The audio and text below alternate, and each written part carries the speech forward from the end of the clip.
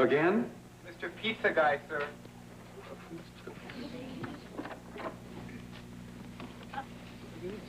Order the double cheese and sausage. Right here, dude. Me too. Oh, my God. Like, don't you have a straw? Totally out of touch with civilization. Is that one?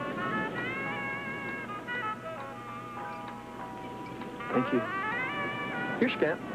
There's a bottle of scotch over there that they sent me. You open it, pour yourself a drink, and I'll be right back. Before he even knows that he's hungry, she's already there with his plate. Before his glass is even empty, she's filling it up. God forbid he should wait. Before he has the chance to tell her he's chilly, she'll go put a log on the fire, fulfilling his every desire. More bread, please. Those were scenes from several movies released during the past few years. And as different as they are, they all had one important thing in common, besides the fact that everyone was about to eat or drink there. Each film was directed by a woman, and women directors are the subject of this special sneak previews. I'm Jeffrey Lyons. And I'm Neil Gabler. Lately, there's been a lot of attention focused on women directors in Hollywood, and that's because more women are beginning to crash the barriers that kept them from directing in Hollywood. And as a case in point, Barbra Streisand's YENTL may be the first certified blockbuster hit directed by a woman. Women directors are also beginning to apply pressure on Hollywood, and the Directors Guild of America, the Directors Union, has filed a lawsuit against the Warner Brothers studio, arguing that women have been systematically denied opportunities to direct. Well, in the special sneak previews, we're going to take a look at the women who sit in the director's chair. We'll see the kinds of movies women are making in Hollywood today. Movies like Valley Girl, Fast Times at Ridgemont High, and YENTL. And we'll look at why women are making these kinds of films. And we'll have a studio executive and then a woman director talk about whether women directors are discriminated against by the studios. Well, first, Jeffrey will start with a look at one kind of film women are making, the teenage exploitation picture. Well, one reason women are making teenage exploitation movies is because they're low budget and they involve little risk for the studio. Now, for example, there was 1982's low-budget Fast Times at Ridgemont High, directed by Amy Heckerling, who was an award-winning graduate of the American Film Institute. The film is about teenage relationships and outrageous pranks at a California high school. Now, in this scene, a rebellious student, played by Sean Penn, has ordered pizza right in the middle of a class conducted by an enraged teacher, Ray Walston. Notice here, no big stars and a location that's as close as the nearest high school. In 1904, the United States decided to throw a little weight around and, Who is it? Mr. Pizza Guy. Again? Mr. Pizza Guy, sir.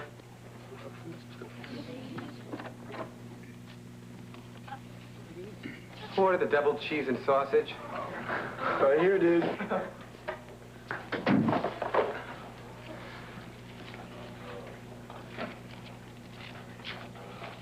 Here, dude.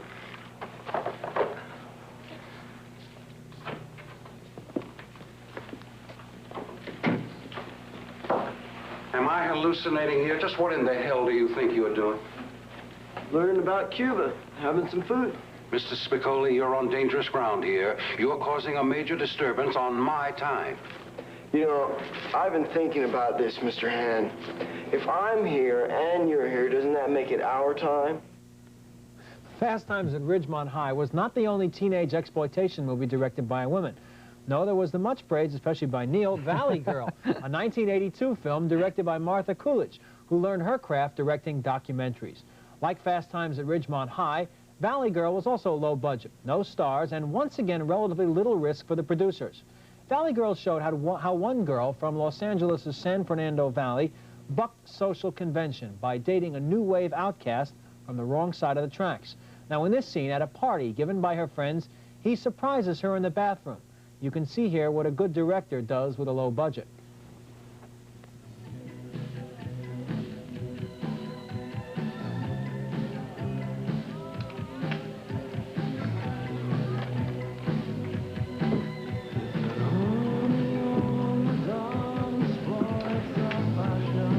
Don't be afraid. What are you doing here? Do you have a death wish or something? That's what Fred said. Fred said. Never mind. You live around here? Like this is very strange. What are you doing back here? I forgot my comb. Really now? Well, to tell you the truth, I kind of thought that maybe you and I could, We could what? we could get out of here. Like, I don't think you'd be any more welcome down there right now. I mean, let's leave the party. I'm so sure. Kill. I'll meet you out front. Wait a minute. Where are we gonna go? I don't care. What are we gonna do? Anything. Okay, but I have to bring my best friend? That's fine. I'll be waiting for you.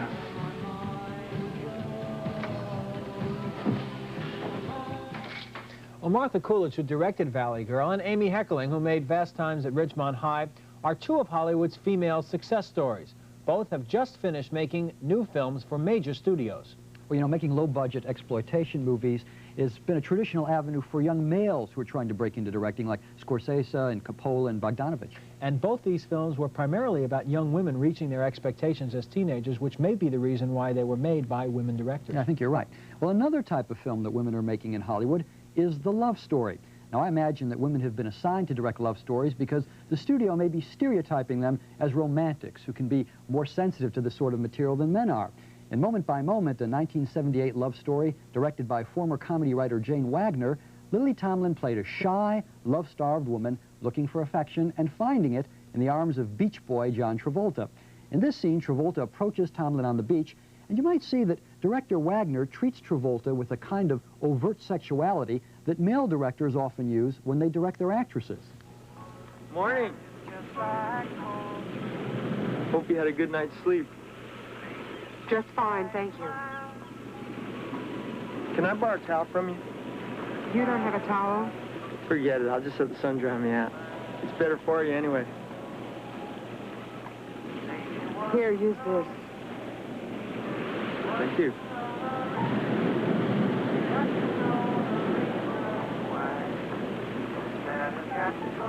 I would have brought my own towel, but I was going to get it from my friend's house, but guess what happened? Don't you want to know what happened? Okay, what? They weren't there. Last night I had to sleep on the beach with no blanket or nothing. Some friends, huh?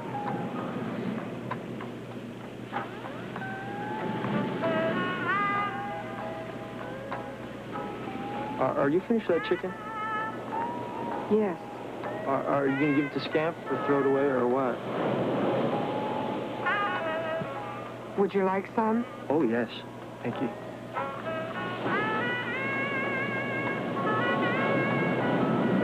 Hi, Scamp. Is that warm? Thank you. Here, Scamp. No, don't feed him. No?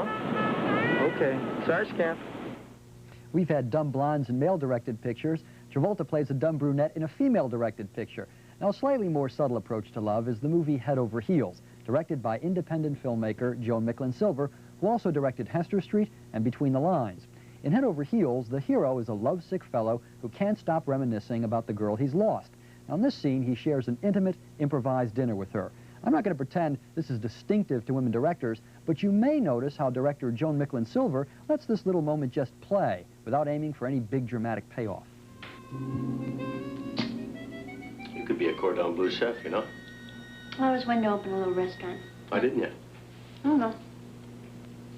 You ever make this before? Nope. Promise you you'll never make it for anybody but us. Come on, I bought you the chair, didn't I? And you like it, right? I love it. You shouldn't have. Oh, I didn't buy it for you. I bought it for me. You won't come over and live with me, right? Right. So I have to come over here all the time, right? Right. So I need a place to sit, right? Right. So it's my chair. Wrong. Wrong.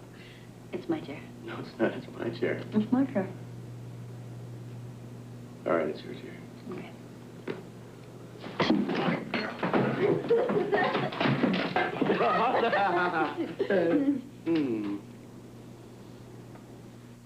Well, both of these films, Moment by Moment and Head Over Heels, were box office flops. Frankly, they weren't very good. But I also wonder if their failure had something to do with the fact that young men constitute the main movie audience, and these men may not be willing to buy a woman's intimate perspective on love. And you can see that perspective at work, especially in the first scene there in Moment by Moment, where it's John Travolta, not Lily Tomlin, John Travolta, who's being used as a sex object, just from the way he was photographed in that scene. Yes, I think both of these films are good examples of the stereotyping and the pigeonholing that Hollywood has done to women. Women directors making love stories is the Hollywood equivalent of A Woman's Place is in the Kitchen. And not behind the camera, perhaps. Right. Well, appropriately, another type of film women are directing are movies about women in crisis.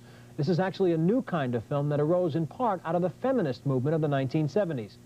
That's when women began to encounter the problems resulting from the breakdown of traditional male-female roles. Who better than a woman director to make movies about these new crises? One such film was 1979's Old Boyfriends, directed by Joan Tewksbury, a one-time actress, script girl, dancer, and screenwriter. She wrote the screenplay for Nashville.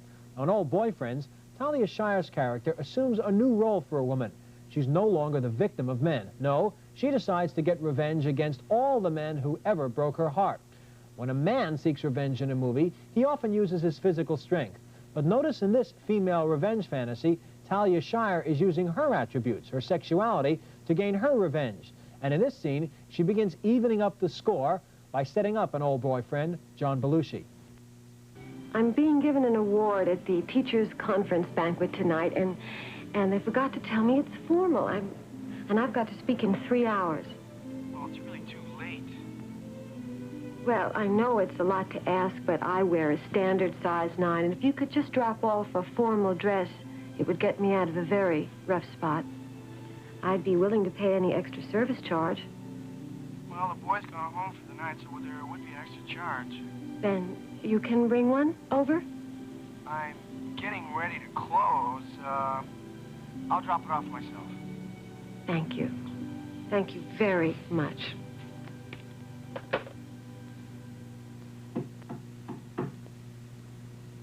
Come in. The key is in the door.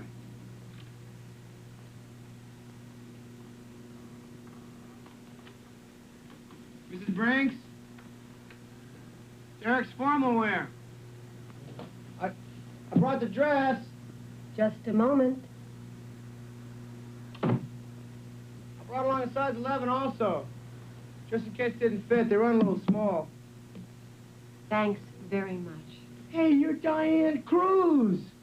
Diane Cruz from Central High. Don't you remember me? Eric Katz. Eric, oh, Eric, my God. Oh, my God, of course. I didn't expect to. Oh, Eric, look, we got to talk. Let me take these. I got to try these on. There's a bottle of scotch over there that they sent me. You open it, pour yourself a drink, and I'll be right back.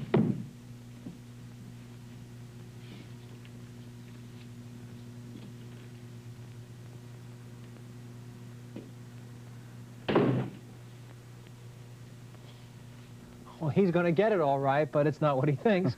Another movie about a woman in crisis was It's My Turn, a 1980 film directed by Claudia Weill, a one-time documentary filmmaker. In It's My Turn, Jill Clayburgh's crisis is that she's just gotten a great new job offer, and she just met a new man, played by Michael Douglas. So now she's got to choose between her career and her love. In this scene, she thinks she wants a commitment to Douglas, but it's really Douglas who is questioning her seriousness. So again, the traditional roles have been reversed. What is wrong with something new? Look at our parents. Look what they found. What our parents found is terrific, honey. They're connected to each other. And that takes hard work, responsibility, and a lot of demands. I don't think you ever made that kind of commitment in your life.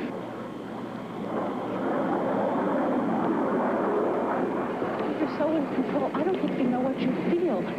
You feel like this dumb jock who would rather hang on to a wife who is his best friend than change a plane reservation. I mean, at least I'm willing to take a chance in this.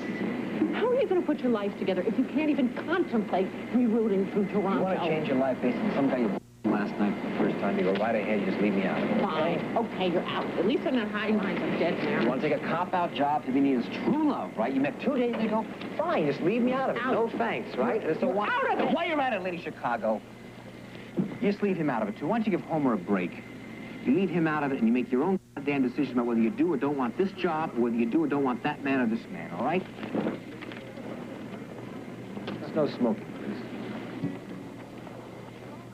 Well, Jill Clayburgh is beginning to realize that it's very difficult choosing between a career and an emotional commitment. In fact, she's not even sure what the choices are. Perhaps it's obvious in It's My Turn and in Old Boyfriends as well that women directors would have special insights into the problems of the modern woman. That's why they directed these movies. It'll be very interesting when women get the chance to direct movies about the modern man. It certainly will. You know, these are, I have to admit, these are bad films, but male directors have made bad films that have still been successful. And I'm wondering if one reason for the failure of these movies is that the male audience is not willing to accept a woman playing the kinds of roles and having the kinds of crises that men have had. Perhaps. Well, there are many reasons why women are directing teenage sexploitation movies, love stories, and women's crisis pictures. Frankly, it's harder to understand why Hollywood has given a few women the opportunity to direct musical films, given their reluctance to let women direct anything. Well, maybe it's because Hollywood assumes women and children are the prime audience for musicals, or because women have already excelled in the worlds of dance and music. In any case, in 1980, Nancy Walker, the comedienne who's probably best known for playing Rhoda's mother on The Mary Tyler Moore Show, directed Can't Stop the Music, a plotless tribute to disco music. In this scene, the cast danced their way through a men's locker room, and I don't think there's a male director in Hollywood who would have directed the scene this way with a campy locker room sexuality.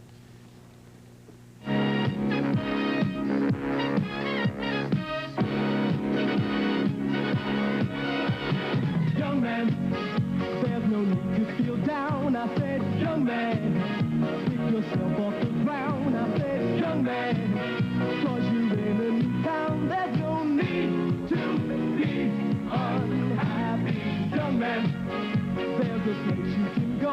I said, young man, when you're short on your dough, you can stay there. And I'm sure you will find many ways to have a good time. Well, I could be wrong, but I have a feeling that if a man had been directing this picture, we'd have seen more of Valerie Perrine and less of the Village People. Well, more recently, there's YENTL, the new musical starring Barbra Streisand, directed by Barbra Streisand, produced by Barbra Streisand, and co-written by Barbra Streisand. And at some theaters, I hear, she sells the popcorn. Well, Streisand's credentials to direct a musical are obvious. In YENTL, she plays a woman who pretends she's a man to make it in a man's world. And here, she's singing her regrets over the fact that she's not more beautiful, not more domestic, not more agreeable than she is, because she knows that beauty, domesticity, and agreeableness are the virtues that women have needed to please men. Pay any attention to him. No wonder he loves her. No wonder at all. So, how, Victor, what volume are you learning? The moment she sees him, her thought is to please him. Horseradish is good for you. Before he even knows that he's hungry, she's already there with his plate. Before his glass is even empty, she's filling it up. God forbid he should wait. Before he has the chance to tell her he's chilly, she'll go put a log on the fire, fulfilling his every desire. More bread, please. No trouble, no bother. No carrots? No, thank you. No wonder she's pretty. What else should she be?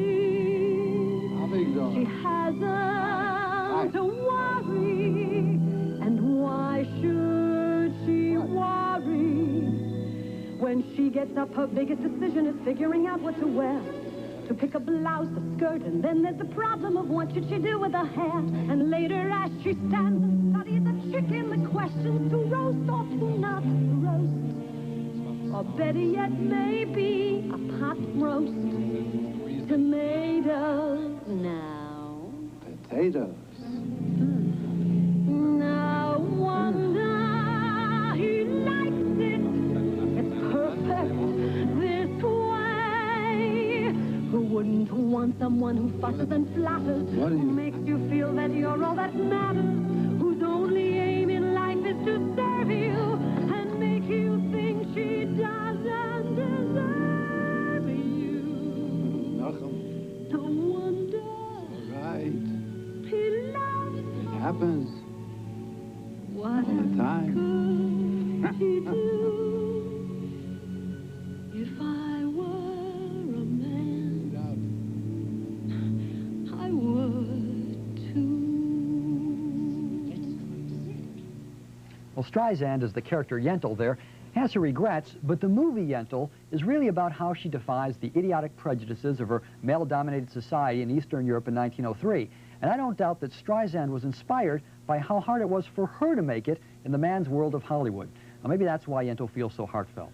It is heartfelt, but let's put this into perspective. No other woman in Hollywood could probably have made a big, expensive picture like this at this time. She made it in part, even though it took a long time to get somebody to back most of it, because she is Streisand, the #1 star in the world. Female star, absolutely. And I also think that YENTL functions as a metaphor for all the things we've been talking about. Hollywood in the 80s, I think some women directors would say, treat women the way that YENTL was treated in Eastern Europe in 1903. Well, we've seen how the small percentage of women directors who've been getting the chance to make feature films seem to fall into some basic categories. Teenage exploitation movies, love stories, movies about women in crises, and occasionally movie musicals. But what's missing from this list? Well, how about science fiction movies, or epic adventures, or historical dramas, or suave James Bond-type thrillers, or macho Clint Eastwood movies, or maybe murder mysteries? Let's look at a few examples of movies which women directed of that type.